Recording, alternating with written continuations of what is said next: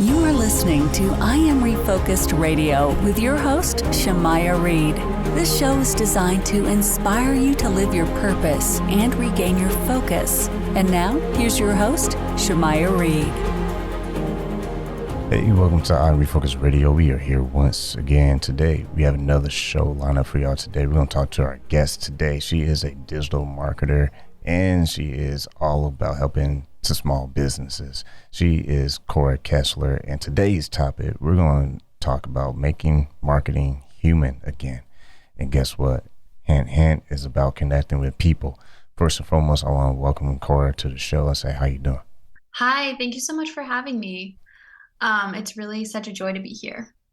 Appreciate that, man. So we're going to talk a lot about everything with marketing, social media, influencers, websites, user experience point of view. But before we do that, tell the audience a little bit about yourself and how you became the founder of your business, Small Magic Studios. Yeah, so Small Magic Studios has been my own shop for about a year now, which is kind of crazy to say. But prior to that, I worked my way up to marketing director. A lot of people think that I actually studied marketing undergrad, but I actually studied sociology. So I like to really encourage people when they're in college to not feel limited by getting a degree that is too linked to a career path. Because for me, studying sociology was, that's essentially the study of cultures. And that has been this kernel of knowledge and truth that has been able to really help me understand and be a better marketer. Because at the end of the day, when it comes to making marketing human again, we're connecting people to brands that feel like they have cultural significance to them, and they're creating a community around these brands. So understanding how communities are built has actually been the most useful education for me. And so from my degree, I ended up actually traveling quite a bit and then eventually moving to New York City and working for a small app, which was kind of fun. And then after a while, I started kind of the traditional advertising journey and working for Fortune 500 brands. I started out doing influencer marketing campaigns when influencers were just kind of getting started.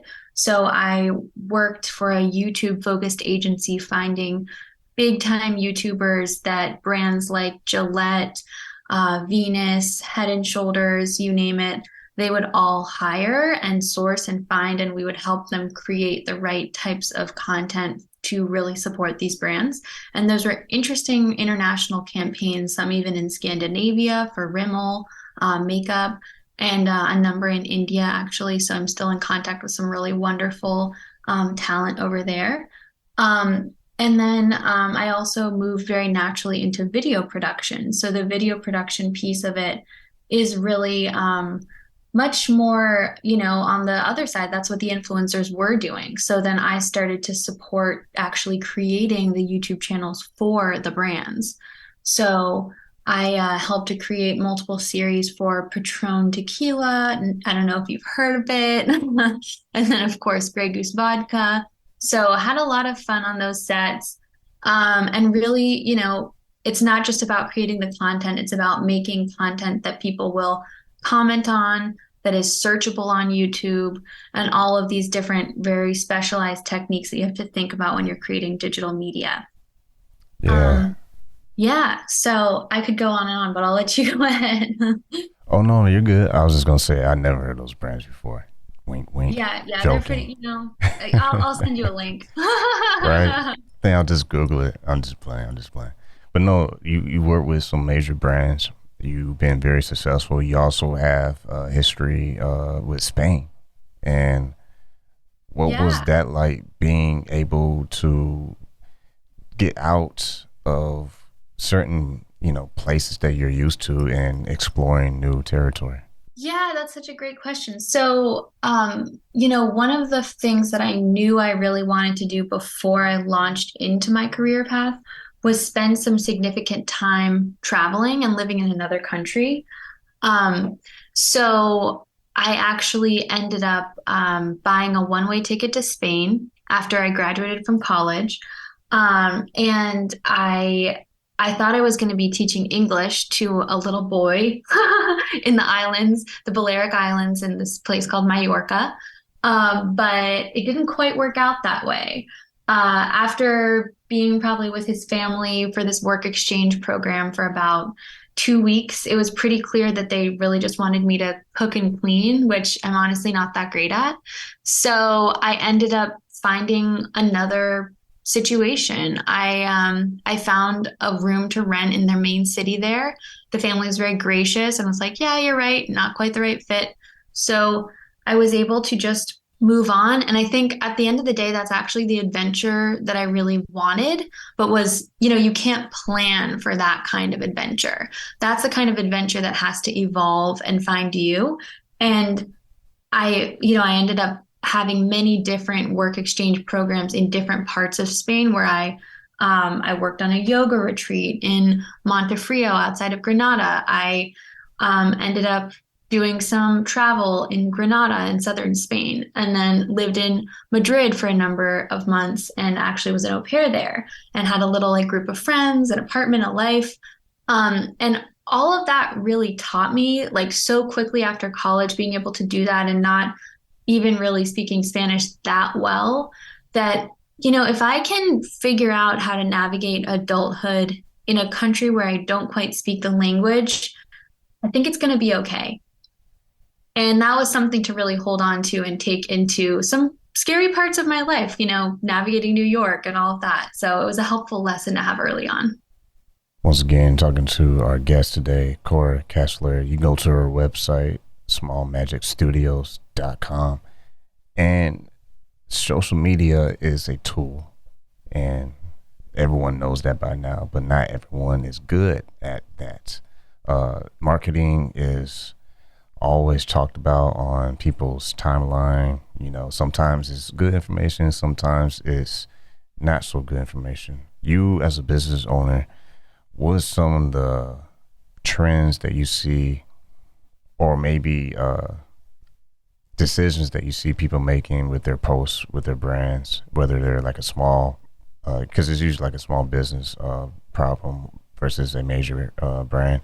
What's some of the common mistakes you see with how brands are using social media and using the marketing? Yeah, definitely. Well, I think especially for small businesses, people try to do too much too fast. So, really, I always suggest starting with just one to two social media platforms. Sometimes when you're small, you get excited and it's amazing, but it's a lot of resources to put to successfully achieving some clout on, all of the social media platforms. And, that can really take some time away from really focusing on even the why behind, like, why are you posting on social media? I think we lose track of that and we lose sight of the reasoning behind it. A lot of people just post because they think that that's what they're supposed to do, because in this day and age, so many people have Instagram, for example. But what I try to really support my clients in, whether they're a small to mid-sized business, and even big businesses, when I worked with the Fortune 500 companies, let's take a step back and think of who is looking at this post and where do you want them to go? If they're going to look at a post on your Instagram that is related to a product, do you have a link in your bio that's directing them to purchase that product or purchase the class you're selling? Because very often people just will post about something they're selling, but and then they're looking at the number of likes on the post. That the number of likes is not indicating how many people are going to purchase or even sign up for your email list to be notified when that product is available. So really using social media as a tool versus using social media as the outcome. Outcome-based social media is people who just look at it as an indicator of success. I usually get 20 likes on my photos. Now I'm getting 300. That's great. But your sales might not have changed because you didn't add in a website link to create more sales. You didn't add in a link to sign up for a mailing list so people can get notified. Another thing I really stress, especially in this day and age where there's so much destabilization of social media, TikTok is going up and down. In one country, it's accessible. In another country, it's not. We're seeing people losing their Instagram followers and then gaining them back. I still think social media is a very viable tool, but you want to make sure you own the names of the people who are really invested in your product. Whether it's your podcast, often, as regularly as you can, remind people to sign up for your mailing list and give them something back if you can. Give them some kind of free research, free shout out, something that will feel valuable to your unique customer. So those are some things that I really try to remind people of, because I think it's easy to get stuck in the weeds and stay very superficial. Speaking of that point, it goes back to today's topic, making marketing human again. And we kind of gave a teaser moments ago, but it leads up to this question. When it comes to just trying to attract new viewers and potential customers, clients, what is the secret sauce of connecting with people? Like, are there fundamental skills that people need to learn, or are we overthinking this? Yeah, that's a great question too. I think that people want to feel heard. Listening is a skill that is slowly dying out, sadly, because there's just so much noise in our society. And it's funny, as I say that, there's a siren going by. I would say when I think of the phrase making marketing human again, I try to humanize any kind of client experience and client interaction. So my whole strategy that makes clients so much more successful is to think about what their clients are looking for at the end of the day. And so speak the language that their clients and users, and speaking to that in a specific way that is also answering their other problems, wanting to look cool and youthful and young and not wear orthopedic shoes. Maybe a silly example, but I think at the end of the day, we all have these really fundamental human challenges that are kind of based in ego and kind of really light and deep and sometimes not so light emotions. So connecting to those emotions and not just the tactics of social media, post 3 times a week, send out your email once a month, all of that kind of thing. And instead just think about, how do you meet people where they are? And that is probably something we all can just start today. Someone listening right now and they're like, you know what? Well, I can practice that. And obviously, first and foremost, they need to go visit your website, smallmagicstudios.com. But before they check out your services, because you have multiple services that we can kind of go over in a minute, but before that, what was something that is very easy to do, but they can start today? I mean, what's a simple thing they can do before they even go to your website that can help their brand? Right. So before they even go to my website, smallmagicstudios.com, there's definitely a lot that can be done. I think go through, if you already have an existing business, go through any of your existing client interactions and think about, when people say, this was such an amazing experience, thank you for doing this, what was it that really made that experience positive for them? And try to use some of that positive language in your marketing language. Some of those glimmers of success, that's what your future clients are going to want to see, and probably are experiencing those same pain points themselves. Let's say your client says, thank you so much for making my workday easier because you took something off my plate. That's probably what some of your clients your future clients are struggling with and would like to hear. So adding some of that information into your website will be a quick inventory and a quick change. Man, that's some good stuff right there. I'm writing it down myself right now.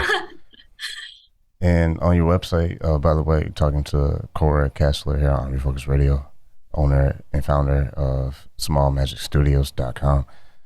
On your website, you have different services. What are the different types of services that you give, and how does it work? Yeah, no, thanks for asking that. So I primarily offer large scale digital marketing plans.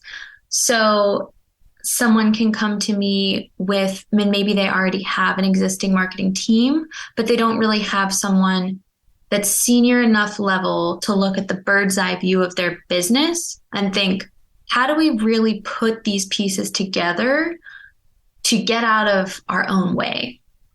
And some of the clients that I've previously worked with, I've actually worked on more of a consultative level to come in probably once a month to every few weeks to guide their existing marketing teams to that endpoint goal. And then maybe they'll call me every 6 months once they feel like they've achieved their first goal. And part of the marketing plan is also about a 50 to 80 page deliverable, about a PowerPoint presentation, something like that, that really shows best practices for a number of areas of their specific niche, and a competitive analysis. So that's basically looking at, let's say you have a business that sells hot sauce. And so then I would research different types of hot sauce, both in the area and in the other spaces that they sell in, to see, well, why are these other groups outperforming you? And, even in terms of search, what's coming up in search that's winning over the group that I'm actually doing the work for. So it's a very comprehensive tool, and people will use it for years and years to come. So it will continue to be rewarding for the clients. Additionally, I provide regular strategy sessions. So that's something that's more of like an hour here, hour there. If someone just knows that they want to refresh their perspective, they can just call me for that. And I also do packages of that. If someone wants to do kind of a regular, let's chat like once a month or every 2 weeks, something like that, I'm available for clients to get unstuck. That's kind of what I consider it. And then with the marketing plan, if they don't have a marketing team to execute, let's say if I recommend redoing their website, giving their social media facelift, if that's all part of their marketing plan and if they don't have the resources to do that, I have different partners in my team who can help with that. And you said it with your website, Small Magic Studios, you are helping people who are having that symptom of being stuck. Now, speaking of that, we all know what that feels like. It's a horrible feeling. It's a feeling where you're fearful, you're worried, and until they go to visit you and get your services, they're probably gonna be feeling fearful for a while. What are some of the common threads, if you will, that you notice that your clients have been able to see the light come on for their business as far as branding and marketing, where it's like, wow, I get it now? Yeah. I think it's one thing that comes to mind is my strategy for working with clients is always customer first. So when I say that, I think of it's similar to thinking about user experience. Basically, that is the user of their product. So let's say whoever is purchasing this hot sauce, for example, what is their experience when they go to the client's social media? What are they actually seeing? Or when they go to their website, what are they taking in, and what questions would they have that my client, the business owner, would just glaze over because they're so used to that information?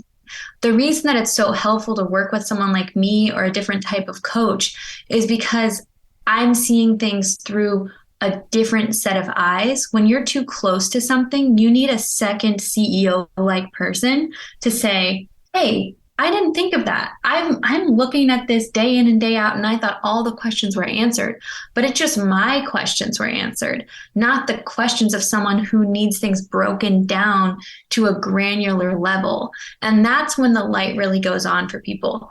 Oh, I didn't realize someone would ask such a basic question because I've already made the hot sauce recipe and I'm thinking about distribution models at this point, you know? Right. So that's really where it gets ignited, I think.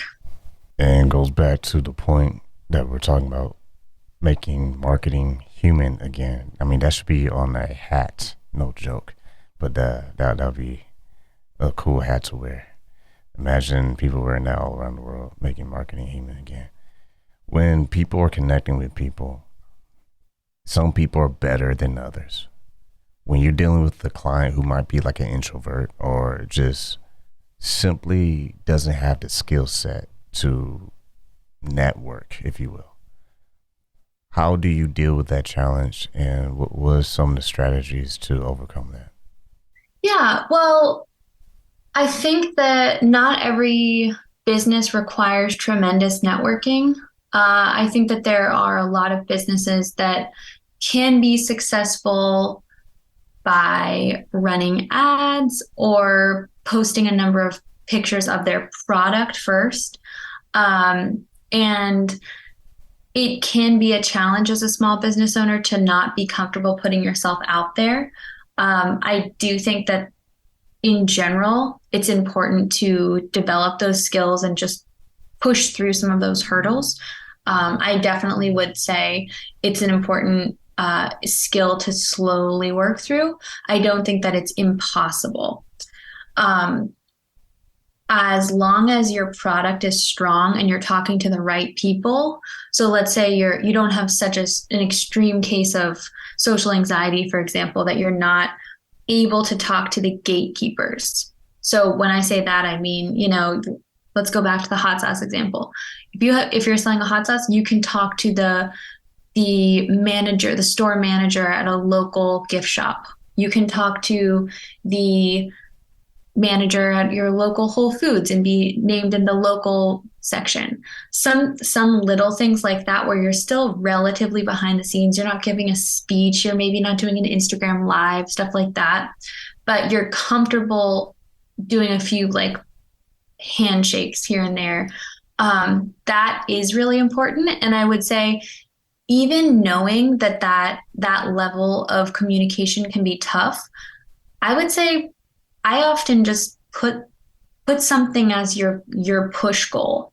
And it's important to recognize maybe I'm never going to be this flashy, have my own, game show kind of level vibe of entrepreneur, where some people are just so out there and they have their own charisma and persona.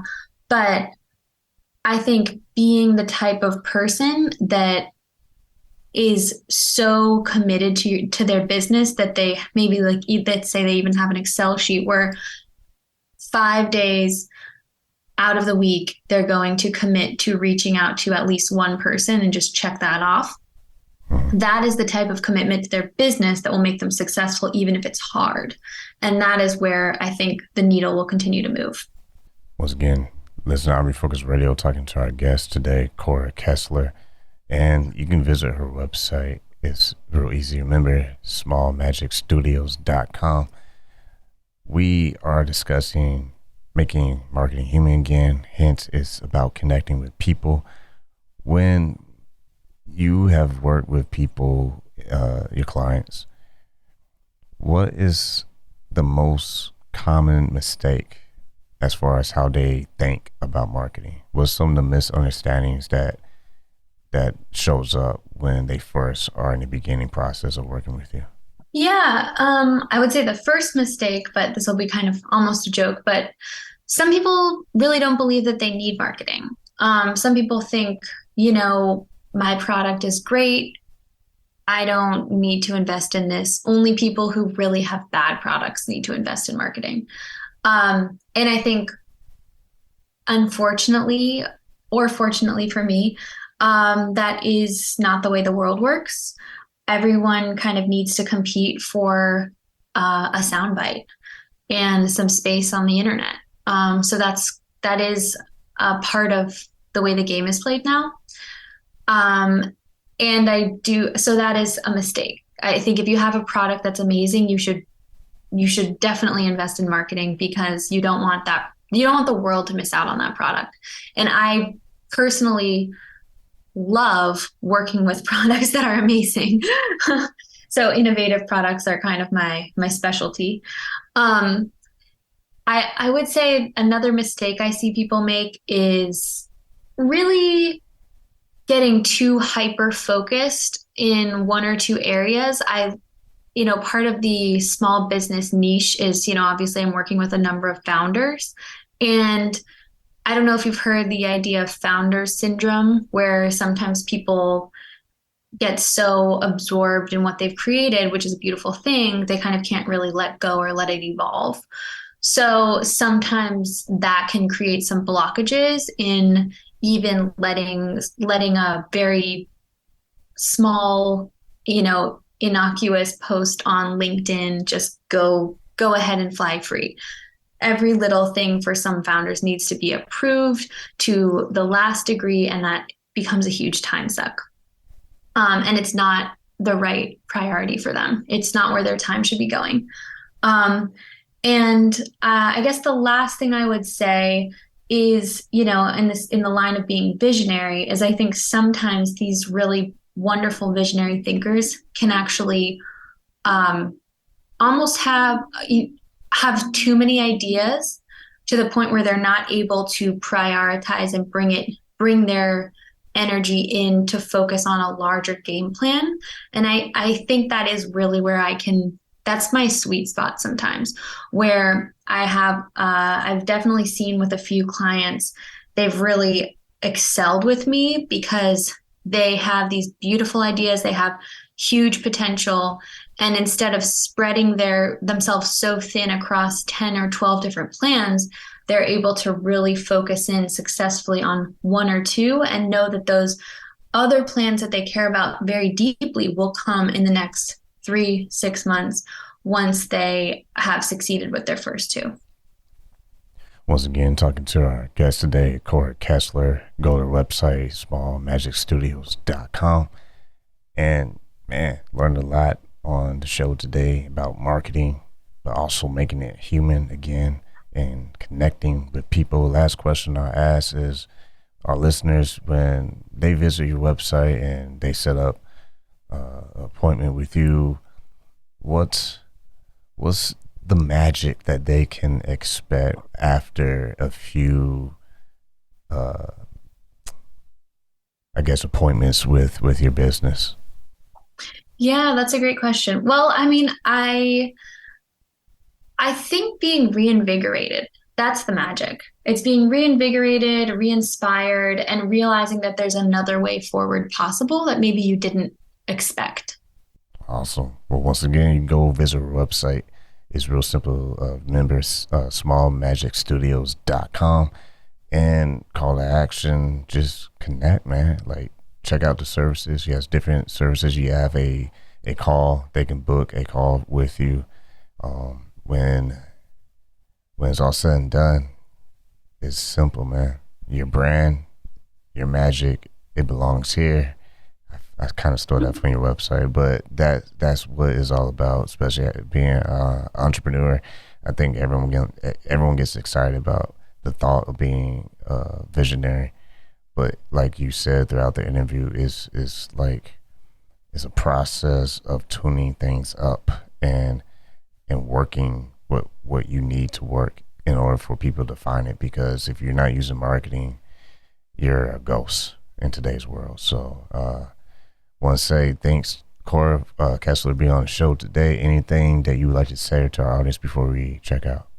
Thank you for having me. This has been a wonderful experience. I just really hope to hear from anyone from this show. I think it's been a wonderful time. And you can obviously, like you said, book a call, free 15-minute strategy session with me. And I'm also actively growing my email list, and it's not boring emails. It's exciting magic. I have a little bit of a spiritual side to me, so that's a little bit of a part of what I'm also infusing into my business. So stay tuned for that. You also have a pretty cool email address. It's hi. I love that, because other emails is always admin like mine, or it would be staff or whatever, but yours is hi at smallmagicstudios.com. That's pretty clever. And you also are on social media, Instagram, TikTok. I used to be on TikTok, and I had to delete all my comedy videos because I was embarrassed myself, so I had to rebrand. But yeah, if you need some marketing done, need some help in getting your brand to life and find some magic, go to Cora's website. Is smallmagicstudios.com. Once again, I say thank you for taking time in your busy schedule to talk to Refocus Radio today. Thank you so much.